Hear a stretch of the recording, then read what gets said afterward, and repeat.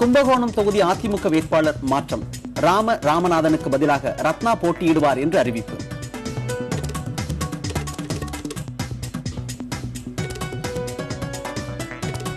தமிழகம் புதுச்சேரியில் இரண்டாவது நாளாக இன்று வேட்புமனு தாக்கல். முதலமைச்சர் ஜெயலலிதாவும் திமுக தலைவர் கருணாநிதியும் மனு தாக்கல் செய்வார்கள் என அறிவிப்பு.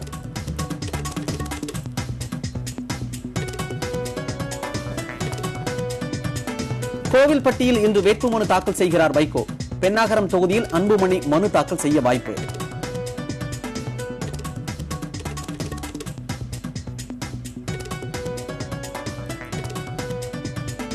சாலையோர வீடுகளுக்குள் கண்டெய்னர் லாரி புகுந்த விபத்து. 4 பேர் உயிரிழப்பு, 7 பேர் படுகாயம். தப்பி ஓடிய ஓட்டுநரை தேடும் பணி தீவிரம்.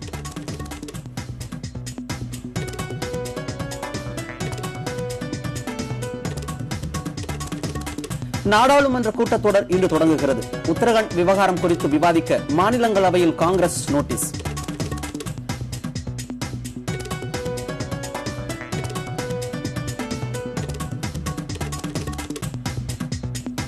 நிலுவையில் உள்ள விவசாயிகளுக்கு உதவும் தனிநபர் மசோதாவை நிறைவேற்ற குடியரசுத் தலைவர் பரிந்துரை. மாநிலங்களவையில் இன்று பரிசீலிக்கப்படும் என தகவல்.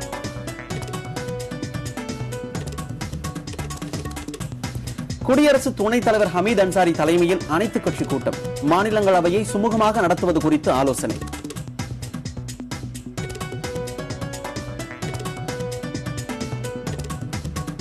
மேற்கு வங்கத்தில் 4வது கட்டமாக 49 தொகுதிகளில் வாக்குப்பதிவு தொடங்கிய 2 மணி நேரத்தில் 21.39% வாக்குகள் பதிவு.